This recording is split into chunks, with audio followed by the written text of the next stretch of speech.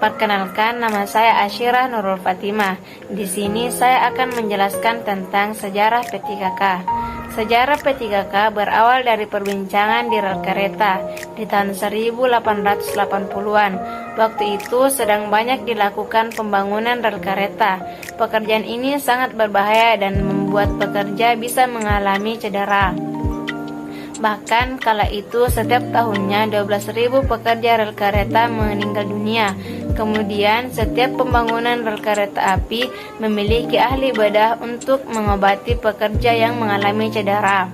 Kadang-kadang pekerja rel kereta ini bisa mengalami cedera di antah berantah dan sangat jauh dari pertolongan kesehatan, sehingga seseorang yang terluka tidak mampu melewati masa kritis dan meninggal dunia.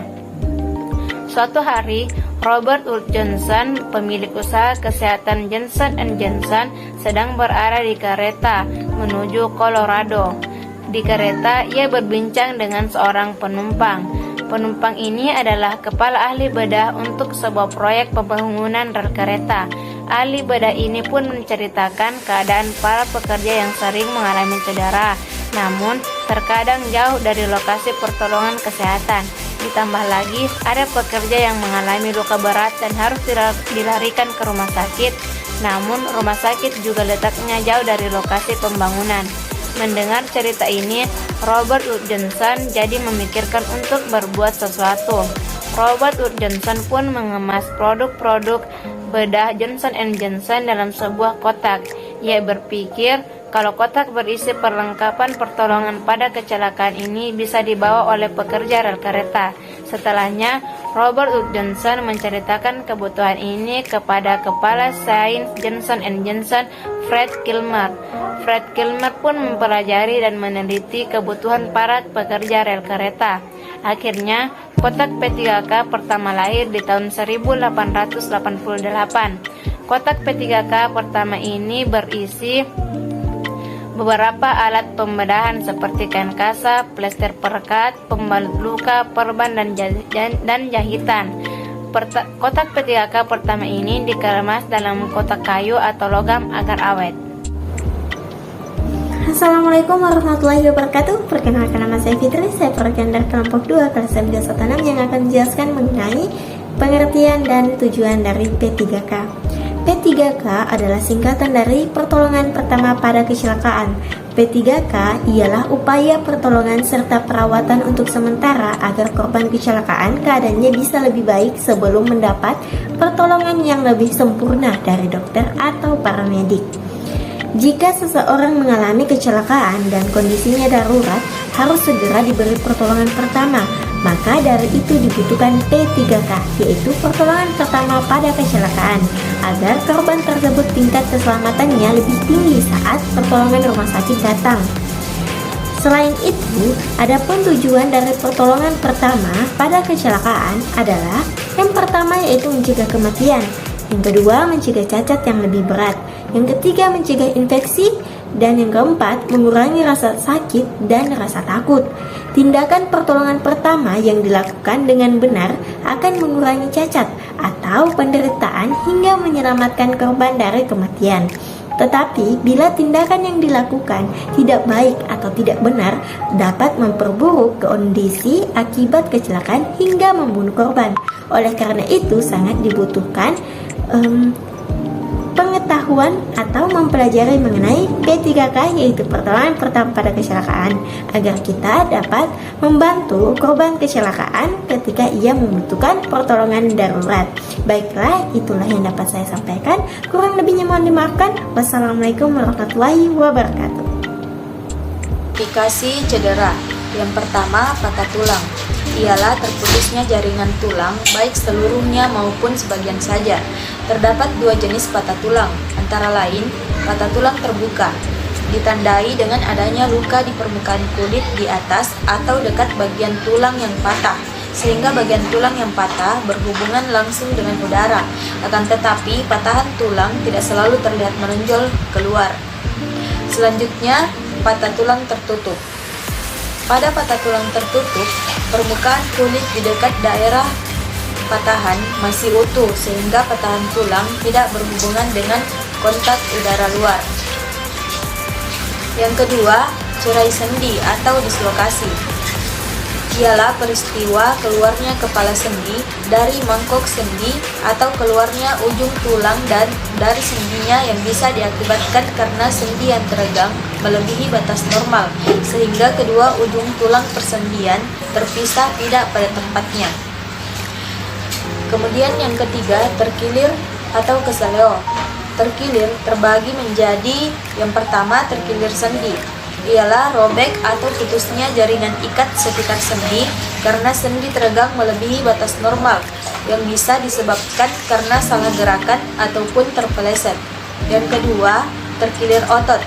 Ialah robek atau putusnya jaringan otot pada bagian tendon atau ekor otot karena otot teregang melebihi batas normal. Bismillahirrahmanirrahim. Assalamualaikum warahmatullahi wabarakatuh. Perkenalkan, nama saya Sulistiawati Sundari. Di sini saya akan menyebutkan beberapa prinsip-prinsip dari P3K. Yang pertama, jangan melakukan sesuatu yang berbahaya ataupun yang membahayakan. Yang kedua, jangan melakukan tindakan yang meragukan hanya karena ingin melakukan sesuatu yang tidak dibutuhkan. Yang ketiga, waktu sangatlah penting. Semakin cepat pertolongan yang Anda berikan, maka semakin kecil pula bahaya yang akan ditimbulkan. Dan yang terakhir yaitu, jangan menambah kerusakan. Sekian dari saya. Wassalamualaikum warahmatullahi wabarakatuh. Perkenalkan, nama saya Nur Aziza, nomor urut 12 dengan NIM 2104075 Di sini saya akan menjelaskan tentang perlengkapan P3K. Yang pertama ada kain kasa steril. Kain kasa steril berfungsi untuk menutupi luka yang sebelumnya telah dibersihkan agar tidak terkena debu, kotoran, maupun partikel kecil lainnya yang bisa memicu infeksi. Cara menggunakan kain kasa steril adalah dengan mengguntingnya sesuai dengan ukuran luka pada kulit. Kemudian, tutupi luka dengan kasa tersebut dan dekatkan dengan plaster. Yang kedua, plaster. Plaster adalah alat yang digunakan untuk membalut luka yang sudah ditutup kasa steril. Plaster yang umumnya digunakan berukuran 1,25 cm. Setelah luka ditutup dengan kain kasa, pastikan untuk merekatkan plaster dengan benar agar tidak ada celah udara sedikit pun ke dalam area luka. Ketiga, ada plaster cepat. Fungsinya adalah untuk menutupi luka pada kulit yang tergolong kecil. Plaster jenis ini biasanya sudah dilengkapi dengan bantalan kasa yang juga terdapat obat luka di dalamnya untuk mencegah infeksi. Yang keempat adalah perban. Perban adalah satu dari macam-macam alat P3K yang juga harus tersedia. Fungsi perban adalah sebagai pelapis kain kasa steril untuk melindungi luka dari infeksi selama masa penyembuhan. Selain itu, perban juga berfungsi untuk menghentikan pendarahan yang terjadi pada luka. Yang kelima ada kapas. Hal pertama yang harus dilakukan adalah membersihkan luka tersebut terlebih dahulu. Nah, inilah fungsi dari kapas sebagai alat P3K.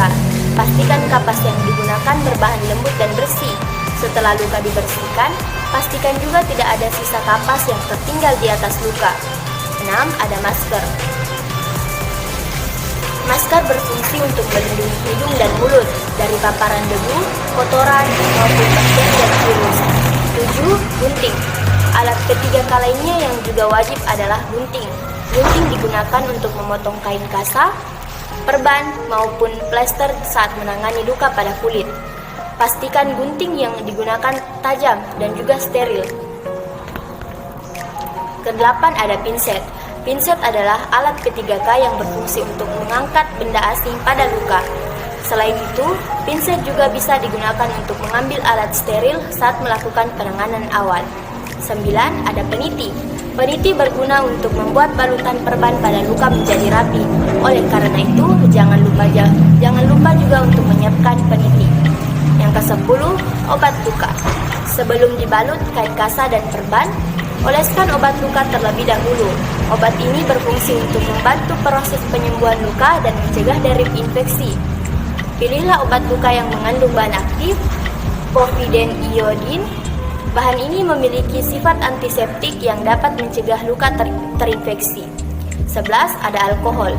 Sama seperti obat luka, alkohol juga berfungsi sebagai antiseptik untuk mengobati luka dan mencegah dari mencegahnya dari infeksi.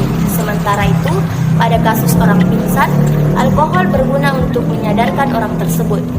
12. Ada kantong plastik. Setelah melakukan pertolongan pertama, pasti ada sisa-sisa kasah, perban maupun plester. Nah, gunakan kantong plastik itu untuk membuangnya ke tempat sampah agar lingkungan sekitar tetap steril. 13. Senter. Perlengkapan P3K yang satu ini berfungsi untuk memperjelas kondisi luka maupun memeriksa kondisi pupil mata apabila korban mengalami pingsan. 14. Sarung tangan. Alat P3 terakhir yang harus ada adalah sarung tangan. Alat ini berguna untuk mencegah terjadinya kontak fisik saat Anda tengah menangani luka. Pasalnya, tangan Anda bisa saja kotor sehingga jika tersentuh luka dapat memicu infeksi. Itu saja yang dapat saya sampaikan. Lebih dan kurangnya mohon dimaafkan. Wabillahi taufiq wal hidayah. Wassalamualaikum warahmatullahi wabarakatuh. Assalamualaikum warahmatullahi wabarakatuh.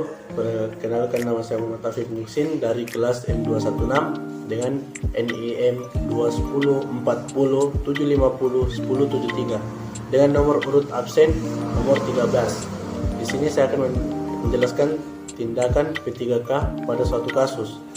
Penting bagi Anda untuk memiliki pemahaman dalam kemampuan pertolongan pertama. Pasalnya, siapapun bisa mengalami kecelakaan atau keadaan darurat yang dapat membahayakan nyawa korban. Sementara Anda mungkin tidak bisa mengakses tenaga medis yang profesional dengan cepat. Maka tindakan yang harus dilakukan adalah panggil dokter secepat mungkin. Bila tidak merespon, maka Anda langsung datang ke rumah sakit. Yang kedua, hentikan pendarahan bila ada terjadi. Ketiga, mencegah dan mengatasi shock dan gangguan keadaan umum. Keempat, mencegah infeksi pada korban. Adapun tips-tips yang harus dilakukan yaitu jangan panik, jauhkan korban dari tempat kecelakaan tersebut untuk menghindari kecelakaan berikutnya. Yang ketiga, pindahkanlah korban dengan secara perlahan dan tidak terburu-buru untuk menghindari sesuatu yang tidak diinginkan. Demikian penjelasan dari saya. Assalamualaikum warahmatullahi wabarakatuh.